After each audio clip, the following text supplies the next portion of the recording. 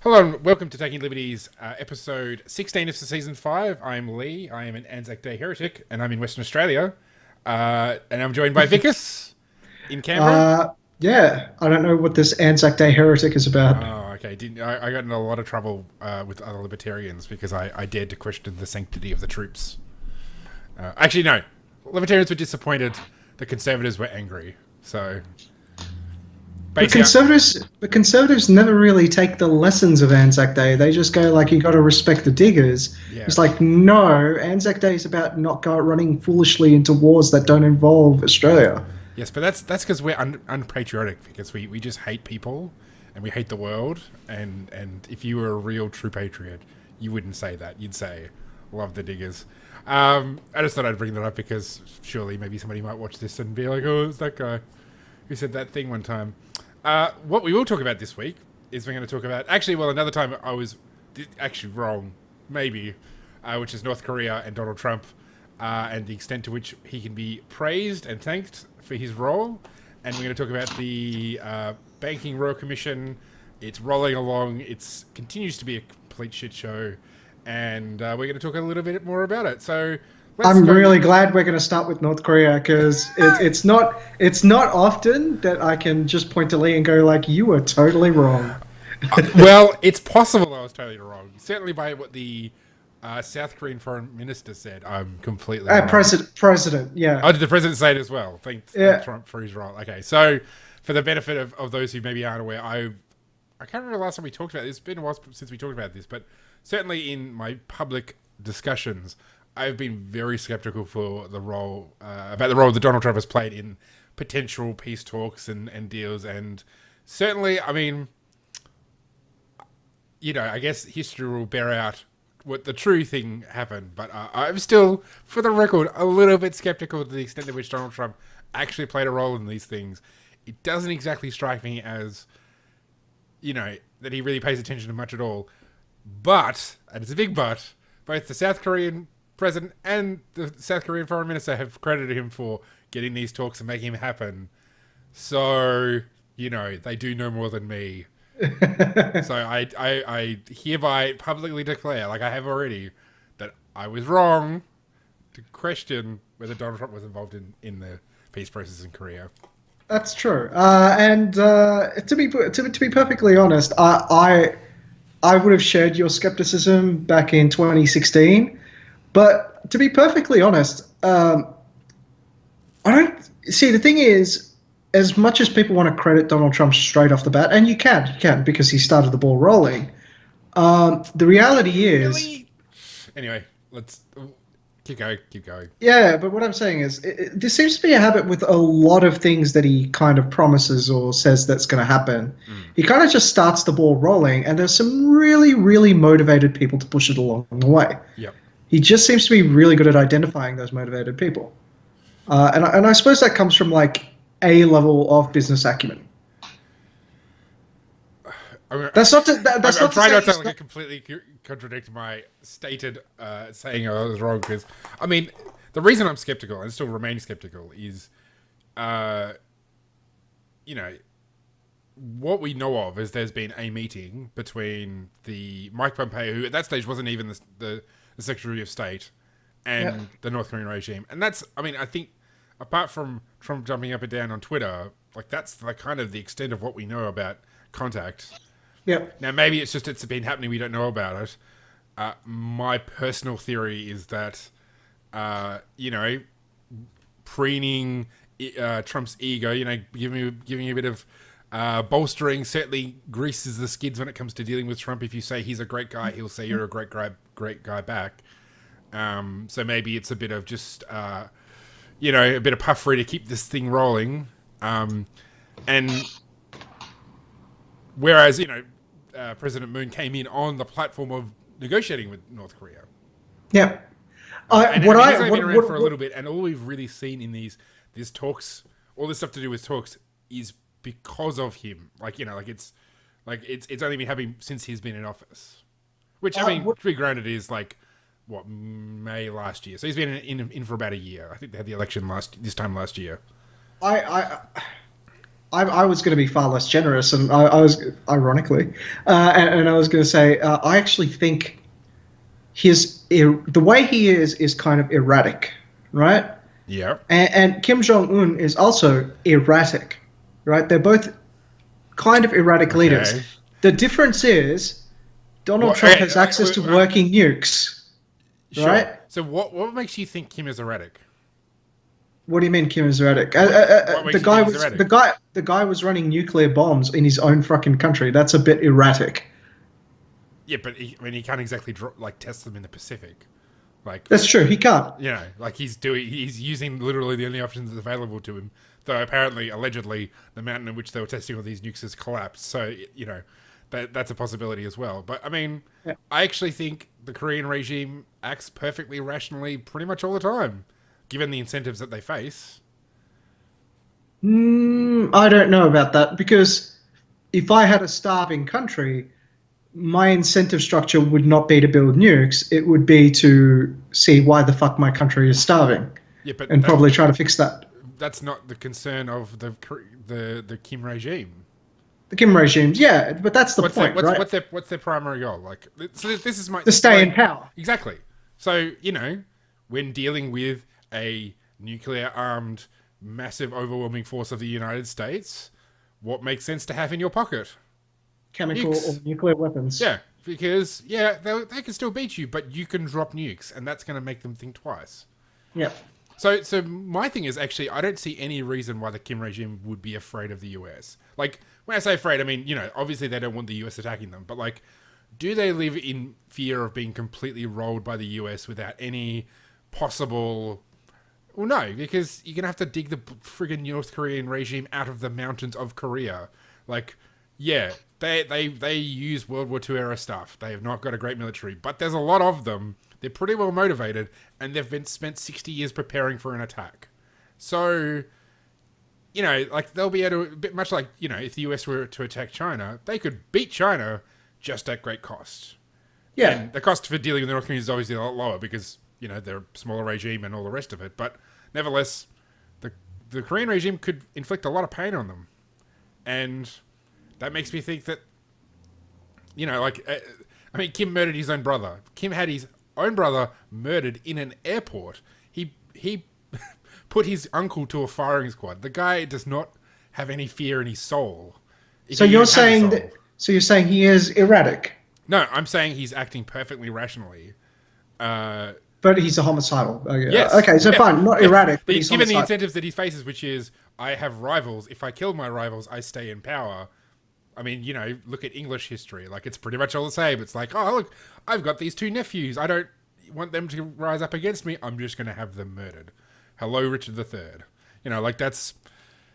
That's what absolute dictators do. They just kill their rivals. And all the belligerents and all the rest of it. Yeah, I mean, every time, like, if you look at the history of negotiations between the US and North Korea, every time the North Koreans get upset, they get things.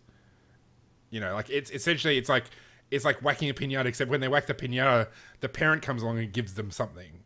So, if you look at how the US has dealt with North Korea so far, it's, well, they do something belligerent. The US is like, okay, let's sort this out and let's give you some stuff so you don't continue to do the thing you're doing. Yeah, and as opposed to Donald for like 30 years. And as opposed to that, and I suppose this is where you can start crediting Donald Trump, he starts threatening nukes instead.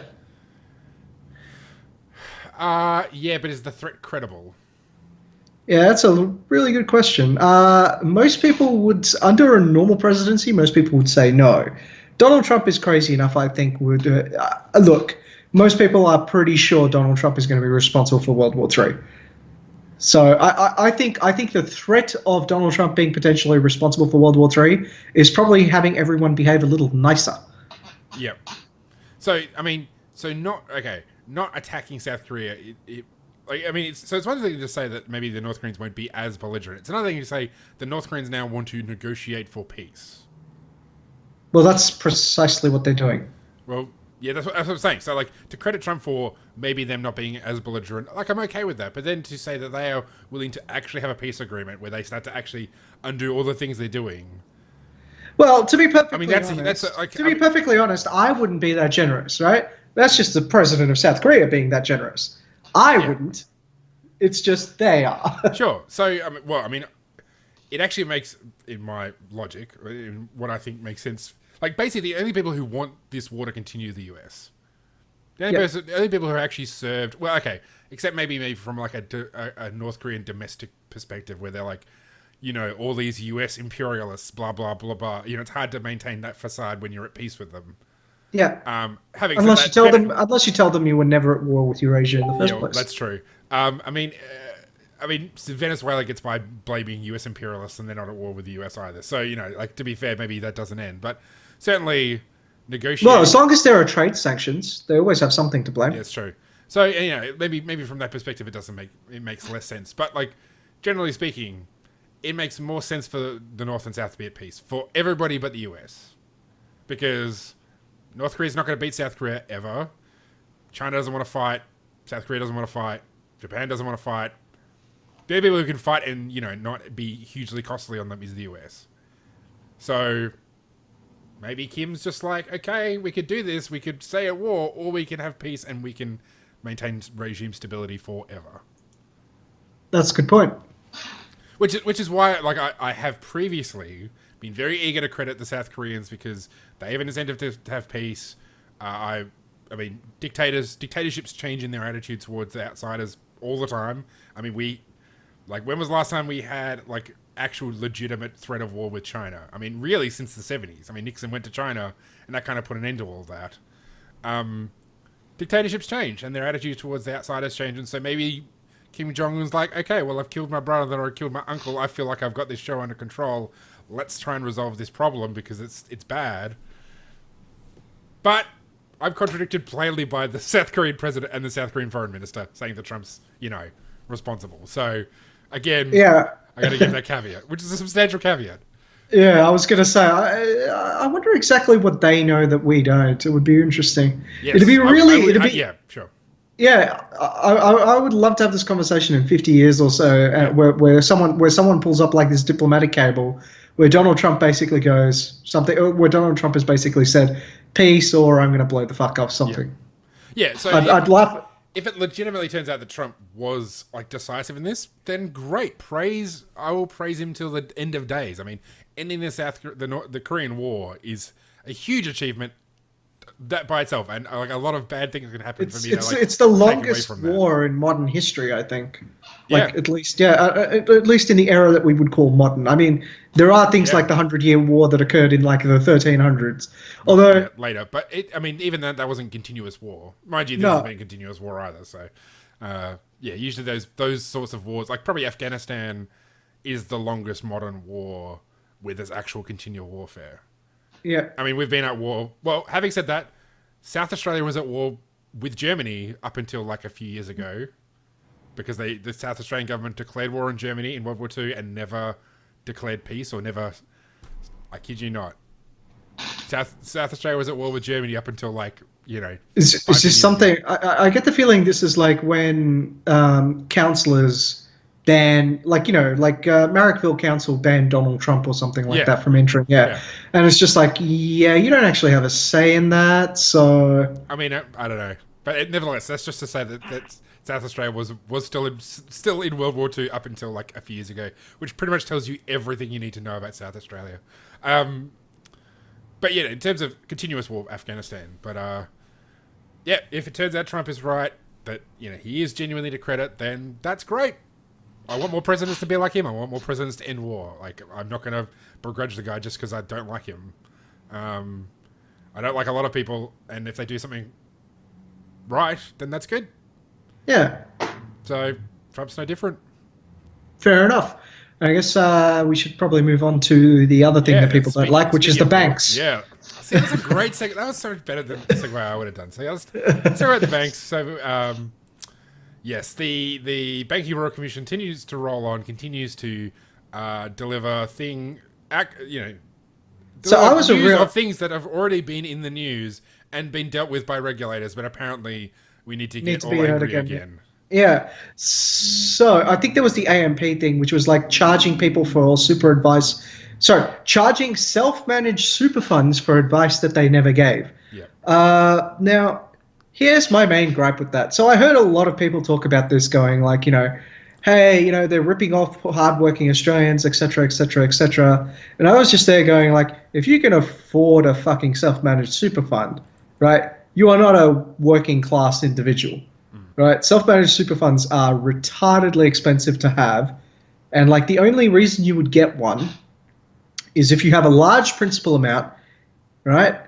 Or rather, you've built up a large principal amount through basically additional investments as a tax write-off, and you need a way to basically manage your additional inputs while getting a tax deduction, right? That's why you have a self-managed super fund. Now, I know I made this comment to you, so this is going to seem very familiar. And it's like all this talk about regulation in the banking sector. I sit there and go like, it just ramps up costs, right? It just makes banking more and more expensive. And here's the honest truth, right? If you are a working day person, if you're a working, right, like myself, right, you probably don't earn enough for the banks to steal from you. Yeah. Right? They're getting it all from you through legal means. They don't have to lie to take the money off you. Yeah. Who they have to lie to take the money off are extremely rich people with lawyers. Yep. Right? And have to do all sorts of complex tricks to get the money out of them. So when you're talking about all this banking regulation, you are effectively paying to securitize money for rich people. Who you'd think would actually be able to figure this stuff out for themselves. Like, if presumably people who are rich enough to have a self-managed super fund are smart enough to figure out, I paid the money, I don't know why they didn't give me anything for this money, I should talk to them about it. Yes. It's not like, you're dealing with like some poor schmuck in some country town who works as like a logger and cuts down trees 50 hours a week to make 40 grand a year. Like, we're talking about people who have got a lot of money and probably the sense to go with it. Yes. So, which is why I'm just like, banking regulation is the single biggest redistribution of wealth we have from the poor to rich. Because banking regulation is effectively a form of increasing the cost of banking on the poor to securitize the wealth of the rich. Yeah. And seriously, if you haven't heard this argument before, right, I can unpack it for you very slowly, right? You don't earn enough money for the banks to steal it off you. Yep. Right? It literally costs them more to steal it from you than the money they're getting from you. However, a rich person makes a lot of money. They store a lot of money, and all that regulation that you're asking for to securitize that is being paid for by you. Or rather, it's being paid for by everyone, but they need it more than you do. Yep. Yeah, it's and so much of this is tied into like what we sort of talk about regulation and how it's going to sort of prop up these rich people.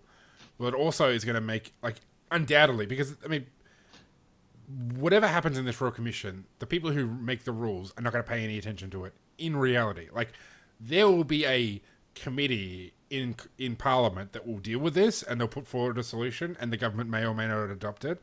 But the solution will be based by financial insiders as well, which is the it. really great thing. So it's regulatory capture as well. By those who benefit from it. It's going to be a small group of people who are going to write this bill. Maybe some of them will pay attention to it. Maybe some people in cabinet might pay attention to it. But I'm willing to bet that out of the 200 plus people in Parliament, that basically you can count on both hands the number of people who actually read the legislation in its entirety that they will bring forward to deal with whatever. You could count it on one hand. I'm being generous. Yeah. There might be 6 people. That's why you need 2 hands. Unless you've got 6 fingers, in which case you need 1 hand. But, it's a very small number. And it's all going to be, going to be classed in rhetoric of helping, the working man, of which, as we've already talked about, it was not the one being targeted for these things. Actually, having said that, to be fair, they're talking a lot about, risky loans, which you would think would be to the benefit of poor people. It is when a bank makes a risky loan, it's to a poor person that potentially may not be able to pay back. Yeah. And the way that it's just like if you take a look at the anti-predatory loaning practice So they wanted to stop predatory loans, and the definition of Which I gotta predatory say loans. is like a ridiculous thing on the face of it. Like, I'm gonna give you this money and it's predatory. Well, no. So the idea is if a loaning organization loans money specifically to someone who can never pay anything back except the interest amount, never pay back the principal, right? That's counted as a predatory loan. Yeah, okay. Now, yeah, which to be perfectly honest, seems like it's bad because effectively you're creating effectively a wage slave for yourself. But if you think about it, that's exactly what investors do, right? Particularly people who are investing in something long term, right? Say a second house, right? They have no intention to pay back the principal, right? But they will pay off the interest, right? So why is that a predatory loan? Technically, by the definition of some of these anti-predatory legislation, it would count as a predatory loan. Yeah. But most people, like you and I, would sit there going like, I can see the reason behind it. I personally would never go into it. Yeah. But I can see the reason. They're banking on a capital increase. They're banking on the increase in capital to make up for that shortfall. It's also, I mean, it's you got to say like that as a business strategy can't be a very good one because it's a very good one. They do it for leveraging. They do it a lot in leveraging. Because if you think about it, wherever you're suspecting a large capital income, right, and you need a short loan to make that happen, right, aka in leverage markets, right? Yeah. So you've spotted a really good deal. You're leveraging to turn it into a great deal. You borrow. You pay the interest. Once you've made your capital acquisition, you pay off the loan. And whatever's left, divvy up amongst your investors. Lending money to poor people or like less well-off people who will never be able to repay the principal doesn't seem like a particularly good business strategy in the long term. Like depends what you're getting as collateral. Yeah, but why wouldn't you just go out and buy it yourself then? Like if you think that the collateral is worth getting, why go through the hassle of lending this person this money and then losing money, because effectively you will lose money on the transaction because you're not going to get back interest. Particularly if you got people defaulting, particularly if you got people who are going bankrupt. But you're not thinking on a time perspective here, right? Like if you buy it there and then yourself, right, then you've got a depreciating asset. Whereas if someone else has a depreciating asset and you're getting interest from them, it's now credit to you. Sure, but I'm saying like people who end up in that situation won't even get through 30 years of doing that. Eventually they'll be like, no, this I'm not ever going to be able to pay this back. And they'll either... Well, to be perfectly honest, these people are banking on They're banking on effective, or rather hedging on the fact that they'll pay enough in interest to make back the principal at least over time. And because it's in such small amounts, I guess the tax burden might be lower or whatever. There's all sorts of calculation. There's all sorts of calculations. I mean, no doubt. But I mean, it just seems to me like it seems to me that lending money to people who can repay it seems like a lot better business strategy. Oh, for sure. Than lending it to like so. I mean, the question that leads to me is, well, why are they able to sort of get away with it? Like if it's dumb practice, if it's really risky, if you've got all these downsides. To be perfectly honest, it's because it's risky, so therefore it attracts higher interest rates, and you can actually package that up in things like CDOs, right? Okay, you can use it, which is the basis of the financial crisis. Yeah. And even then, you have to ask, like, and ultimately this is leading to what I think is the issue, which is regulation propping up banks. You have all this complexity and all this way of dealing and hedging the risk and blah blah blah. But in the end, as we saw with the GFC, eventually, if there's a house of cards, it will collapse. Yeah, but you're right. All of these products exist as a response to legislation. Yes. Right. And also, bank, essentially implicit guarantees or even explicit guarantees to the banks that if something goes wrong, the government will bail them out. Yeah.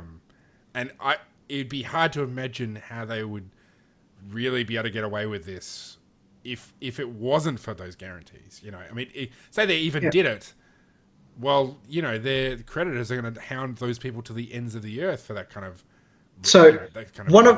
One of the things, and it's not in the terms for the Banking Royal Commission, and it's potentially something that'll end up causing a housing bubble explosion in Australia, because of this thing, because of this practice because of the giving loans to what do you call them? Giving loans to people who barely pay back the principal. Yeah, can't afford them, right? So the banks are actually incentivized to do that because banking mergers, or if a bank wants to open up a new branch, or if a bank wants to open up a new business line, it's actually impacted. APRA decisions are impacted by what's called the Community Investment Guideline or something like that. It's so there's a Community Investment Guideline, and that basically, it doesn't explicitly say give money to poor people, but making these risky loans at a certain threshold goes positively towards the banks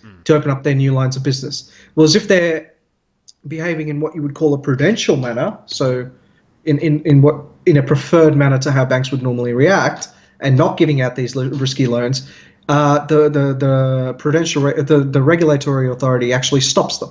Yeah.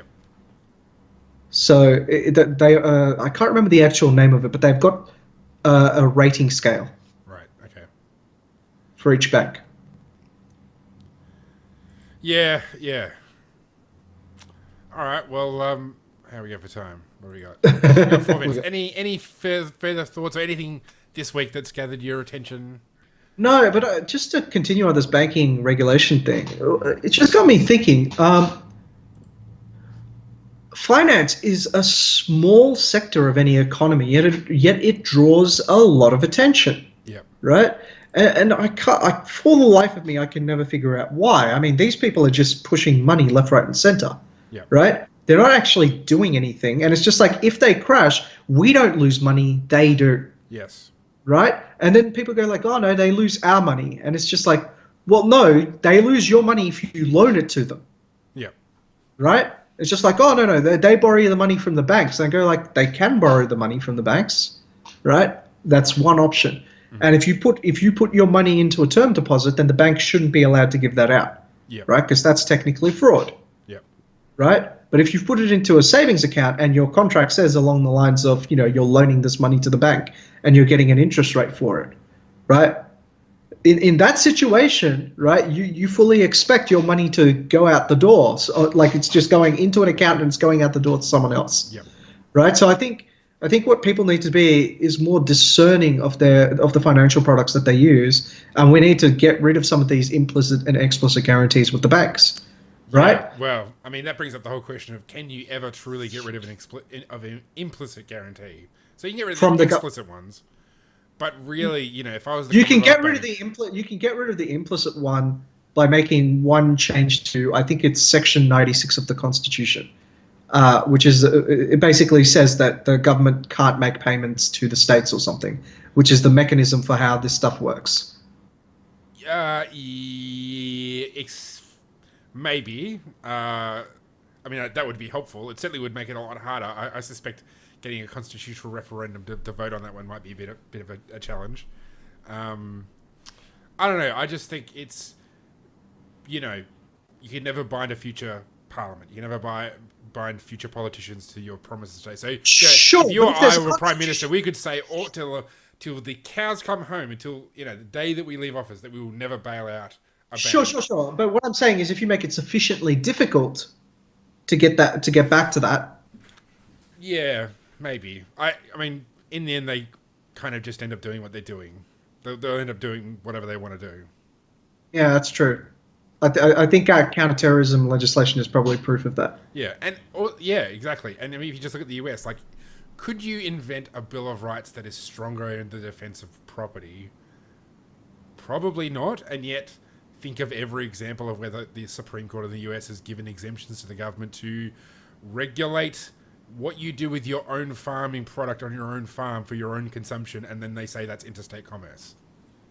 I mean, what the hell are you supposed to do if that's the standard by which...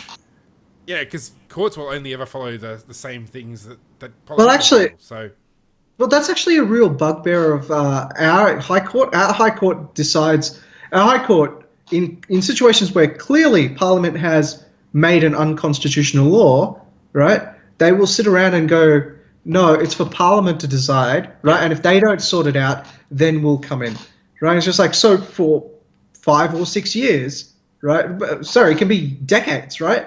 It can be decades that this goes on, and the High Court is just like, it's unconstitutional. They should probably do something about it. Yeah. It's just like, are you fucking kidding me? And you're not listening to any cases on this. So it's like, yeah, but it's Parliament's role to fix its own mess. And it's just like, so you will let an unconstitutional law stand for decades, potentially, before you actually do something about it. Yep. So I sit there going like, it's not enough for you to say that it's unconstitutional. You need to actually take a case, right? Yeah. One case. Sure. And if you say like it's technically unconstitutional, sit there. You've made that comment. You go, I'm starting the timer now. In 5 years, if there's a case that pops up, I'm going to fucking strike this law down. Yeah. But see, that's essentially the entire problem with the system, which is it's not like there's some sort of deity behind the Supreme Court or the High Court that can force their hand. In the end, they're just bureaucrats in a system with politicians. So like it's like, But what bothers me is, right, they have the power to turn over unconstitutional laws, right? That's a power that they fought for. Yep. So that's a power that they fought for in the US. So SCOTUS actually gave itself that power. But I mean, like in Australia, the High Court has this power, and it is right. It is absolutely right for them not to be judicial activists. I'll agree with that. Okay. Right? Yep. But that means when you've said something is unconstitutional, right, you don't knock back cases saying Parliament needs to sort this out for 5 or something years. I totally agree with you, but the reality is that they will, because that's the nature of the system. Like, basically, if the High Court either refuses to do something about it or agrees with the Parliament, the only way you can actually really deal with that is either you have the lengthy process of a constitutional amendment, or you get a mob together and you burn down the building, maybe even with them inside of it. Like, it's basically the only way you can change something that fundamental is either by revolution or by a lengthy process, which essentially would see Parliament overturn it anyway, because politicians are followers. They follow the public mood, they follow the public dreams. And so if the public is dreaming of grand visions of government intervention in markets and all the rest of it, then that's what you'll get. And you'll see that in Parliament, and then you'll see that in the High Court. And so if you persuade people to not think like that, well, then you don't need the High Court. So it's just one of those things where it's really not a whole lot you can do about it. The system's going to be what the system's going to be. Yeah, it's just slow. I think that's my general complaint. It's just slow. Yeah.